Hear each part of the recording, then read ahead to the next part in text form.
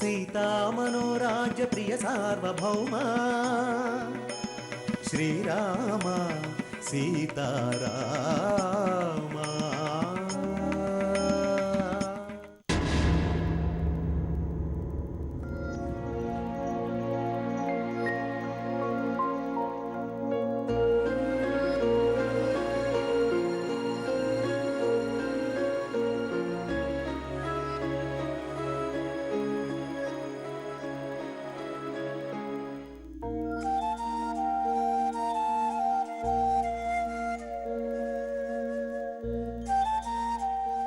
ప్రతి తల్లిదండ్రులకి తప్పనిసరిగా కొడుకులు ఉండాలంటారు.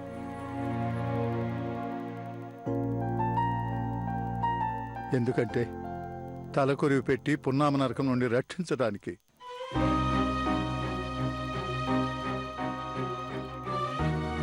కానీ ఆడపిల్ల ఉన్న ప్రతి ఇంట్లో మాత్రం తప్పనిసరిగా ఒక మగపిల్లాడు ఉండాలి.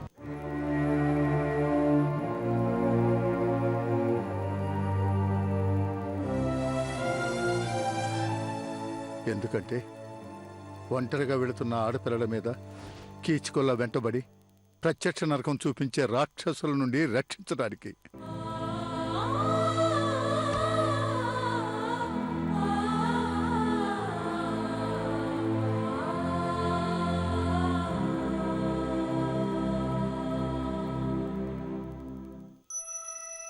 నాకు మగపిల్లలు లేకపోయినా ఒక కొడుకులా వచ్చి పెద్ద ప్రమాదం నుండి మా పిల్లలిద్దరినీ కాపాడావు.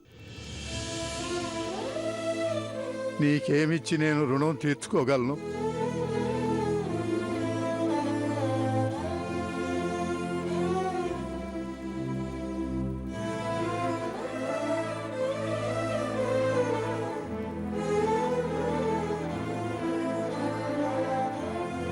ఏంటి మామయ్య గారు ఇది? కొడుకు లేరని మీరు ఎందుకు బాధపడతారు? మీకు నేనున్నాను. మీ కష్టంలో సుఖంలో అండగా నేనుంటాను.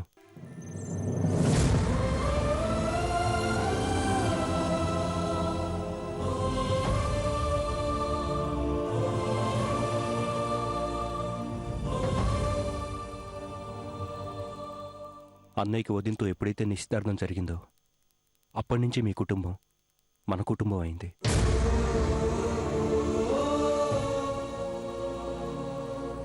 నా కుటుంబం అయింది. ఇంకెప్పుడు మీరు అలా ఫీల్ అవ్వద్దు.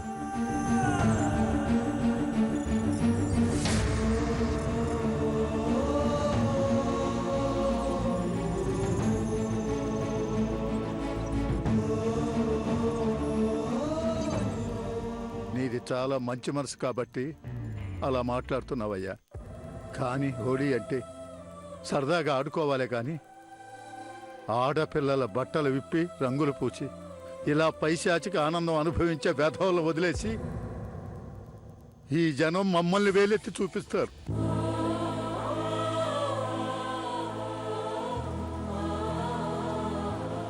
రేపు నలుగురిలో నేను ఎలా తలెత్తుకు తిరగాలి?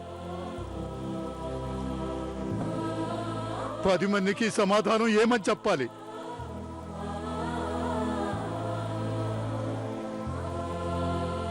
మీరేం తప్పు చేశారని సమాధానం చెప్పాలనుకోండి. తలదించుకోవాల్సిన తప్పు చేసింది ఆ రాస్కెల్స్. అటువంటి ఈడియట్స్ని కన్నందుకు వాళ్ళ తల్లిదండ్రులు తలదించుకోవాలి. వాళ్ళ అక్క చెల్లెలు సిగ్గుపడాలి.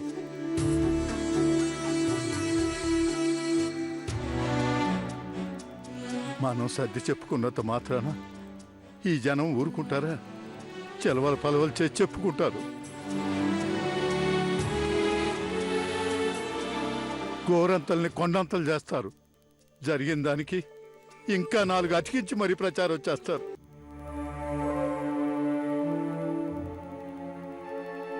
ఈ విషయం తెలిస్తే మీ అన్నయ్య ఎలా రియాక్ట్ అవుతాడో.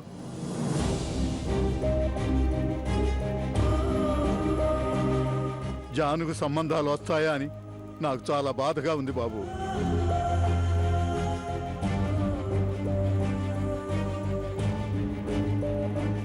మీరు ఇలా మాట్లాడటం కరెక్ట్ కాదు మావయ్య గారు.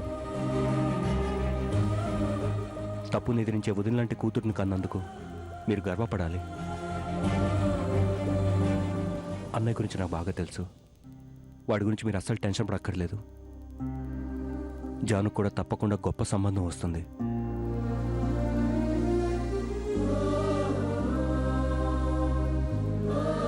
బాధపడితే వదిన జాను ఇంకా బాధపడతారు. మీరు ధైర్యంగా ఉంటేనే వాళ్ళకు కూడా ధైర్యంగా ఉంటుంది.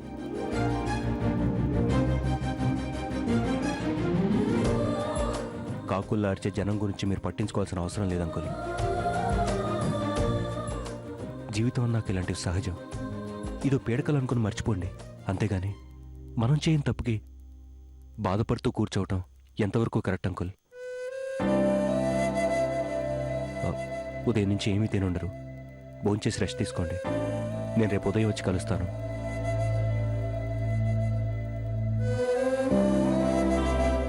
వెళ్ళొస్తాను వదిరా. జానుకు నువ్వే ధైర్యం చెప్పు.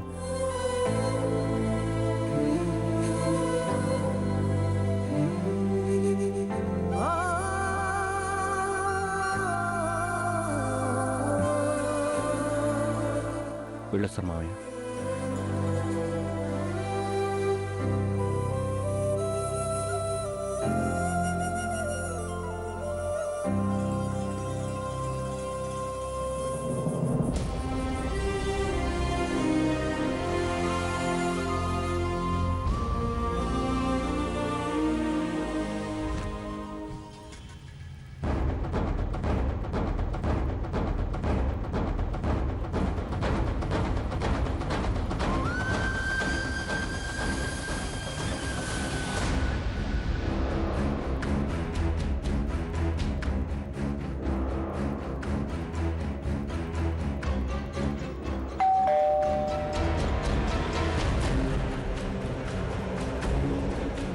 లోపలికి రా.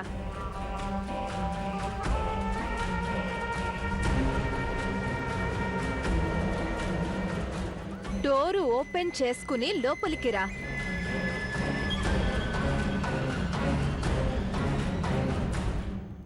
నమస్తే మేడం. నేనే వచ్చానని మీకు ఎలా తెలుసు మేడం?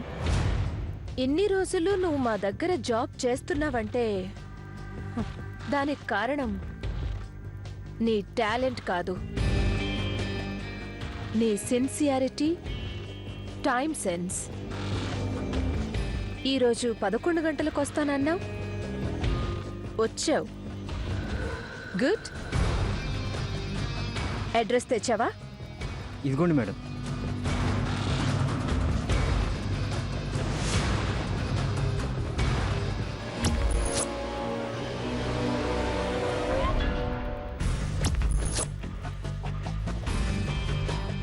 ఇక నువ్వు వెళ్ళొచ్చు. ఆ అడ్రస్తో పని ఏంటో చెప్తే నేను వెళ్ళి ఆ పని చేసుకొస్తాను.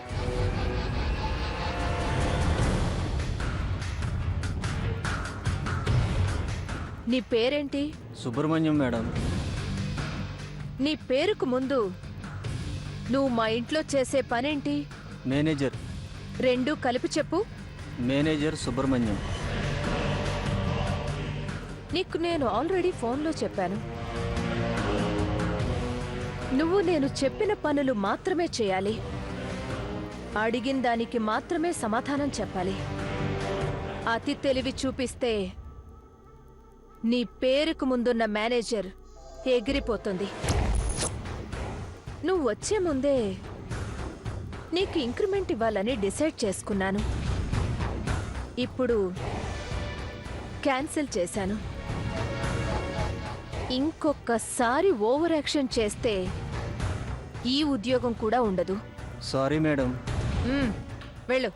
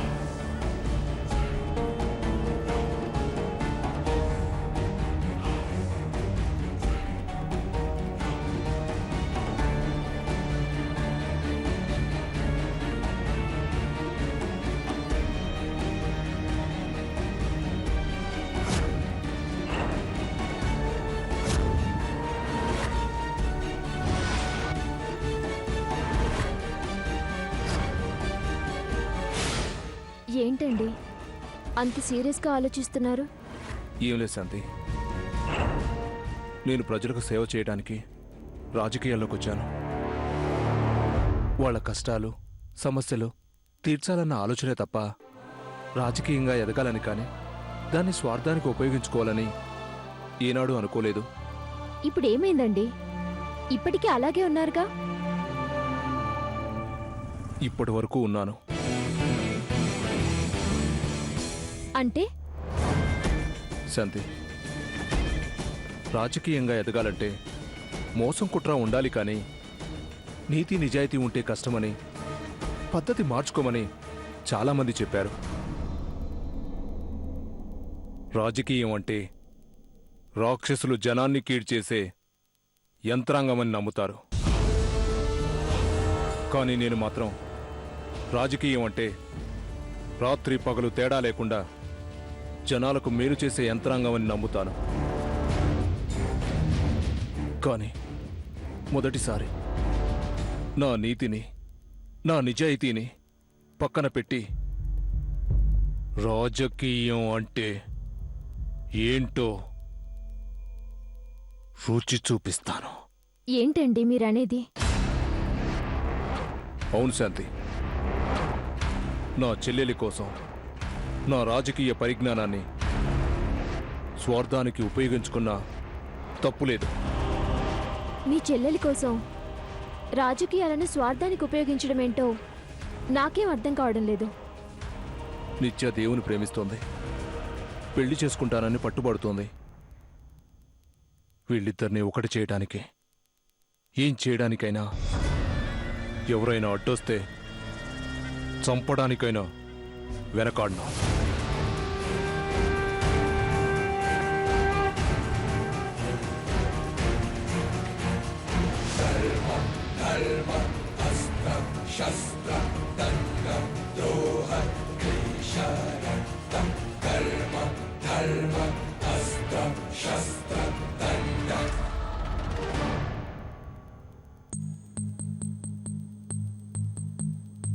నేనిలా అంటున్నానని తప్పుగా అనుకోకండి. గెలుపోటములతో సంబంధం లేకుండా మచ్చలేని రాజకీయ నాయకుడిగా మీకు చాలా మంచి పేరుంది. ఇంత కష్టపడి తెచ్చుకున్న పేరు చెడగొట్టుకోవడం ఎందుకు చెప్పండి? మళ్ళీ ఒకసారి నిత్యతో మాట్లాడి నచ్చ చెప్పే ప్రయత్నం చేద్దాం. లాభం లేదు శాంతి, అది వినదు. నేను వద్దన్నానని మొన్న చేయి కోసుకుంది. దేవు లేకపోతే చనిపోతానంటుంది. నిత్య మనస్తత్వం నాకు బాగా తెలుసు. అది అన్నంత పని చేస్తుంది. ప్రాణంగా చూసుకునే నా చెల్లెలు దూరం అయ్యాక ఈ రాజకీయాలెందుకు, ఈ మంచి పేరెందుకు?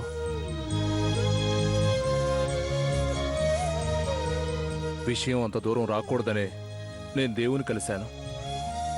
అటువంటి వాణ్ణి పెళ్లి చేసుకోవాలని ఏ ఆడపిల్ల అయినా కోరుకుంటుంది.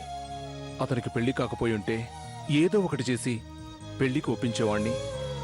అంతేకాక అతనికి మన నిత్య మీద అలాంటి అభిప్రాయం లేదు.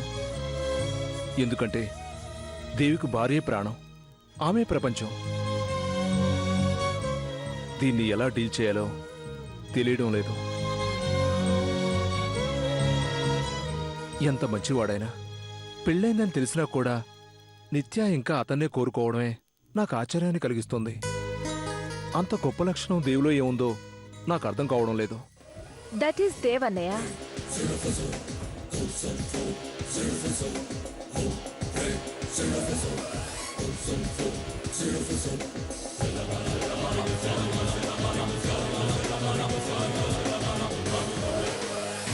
దేవ్ ప్రేమలో కొత్తదనం ఉంది. ఎదుటి వాళ్ళు భరించలేనంతగా తన ప్రేమతో ఉక్కిరి బిక్కిరి చేస్తాడు. నాకు తెలిసి ఈ ప్రపంచంలో ఆ ప్రేమను తట్టుకునే శక్తి ఈ నిత్యకు మాత్రమే ఉంది. అందుకే నాకు దేవ్ కావాలి. నువ్వు చెప్పేది నిజమే కావచ్చమ్మా, కానీ మళ్ళీ ఒక్కసారి ఆలోచించు. అతనికి పెళ్ళయింది, భార్య అంటే ప్రాణం. మనం ఎన్ని ప్రయత్నాలు చేసినా ఈ పెళ్లికి ఒప్పుకోడు. హ్మ్?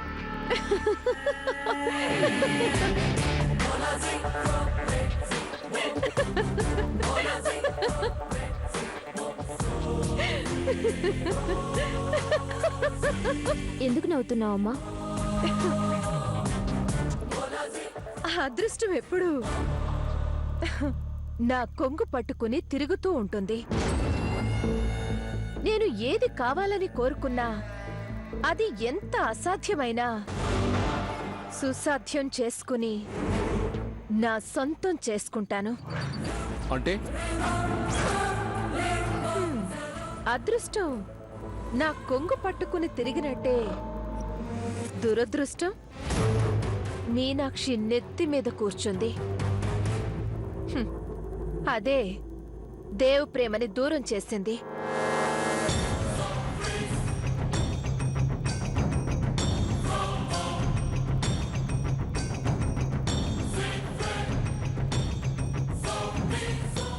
ఏమంటున్నావు? అవునన్నయ్య, ఇప్పుడు మీనాక్షి దేవ్ దగ్గర లేదు. ఎక్కడికి వెళ్ళింది? ఉహుం, తెలీదు. అంటే విడాకులు తీసుకుని వెళ్ళిపోయిందా? నో, మరి ఏమైందో అర్థమయ్యేటట్టు క్లియర్గా చెప్పమ్మా. మీనాక్షి బర్త్డేని దేవ్ నది మధ్యలో బోట్ పెట్టి దాంట్లో సెలబ్రేట్ చేస్తుంటే స్లిప్ అయి నదిలో పడిపోయింది. చచ్చిపోయిందా? ఉహుం, లేదు, తిరిగొచ్చిందా? రాలేదు. మరేమైంది? హైదరాబాద్లోనే ఉంది. ఏంటమ్మా ఈ కన్ఫ్యూజన్? ఇందాకేమో ఎక్కడికి వెళ్ళిందో తెలియదన్నావు, ఇప్పుడేమో హైదరాబాద్లో ఉందంటున్నావు. నిజంగా క్లారిటీ లేదన్నయ్య. కాకపోతే ఒకటి మాత్రం నిజం, మీనాక్షి మాత్రం లేదు. తను ఇక్కడే హైదరాబాద్లోనే ఉందని తెలిసి దేవి ఇక్కడికొచ్చి వెతుకుతున్నాడు. ఆ ప్రయత్నంలోనే మనింటికొచ్చాడు.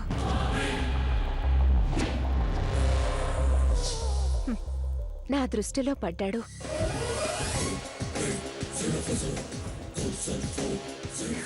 నా మనసును తాకాడు.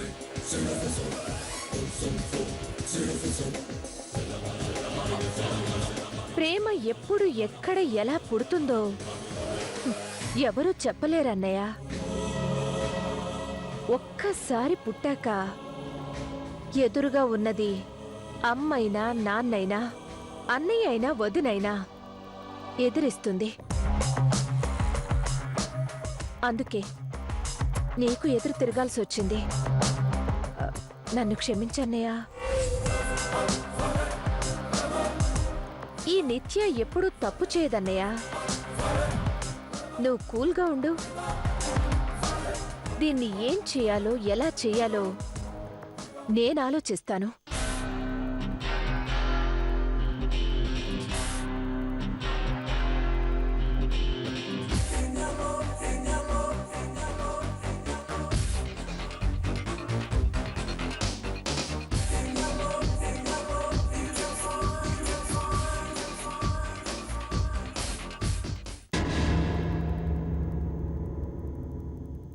ఇప్పుడు నాకు కొంచెం మనశ్శాంతిగా ఉంది శాంతి.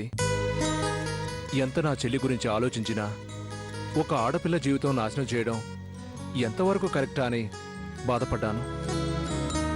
మీనాక్షి లేదు కాబట్టి ఒక ప్రాబ్లం క్లియర్ అయింది. ఒకవేళ తిరిగొస్తే? చెప్పాను కదా, నా రాజకీయ పరిజ్ఞానాన్ని ఉపయోగించి ప్రాబ్లం క్లియర్ చేస్తాను.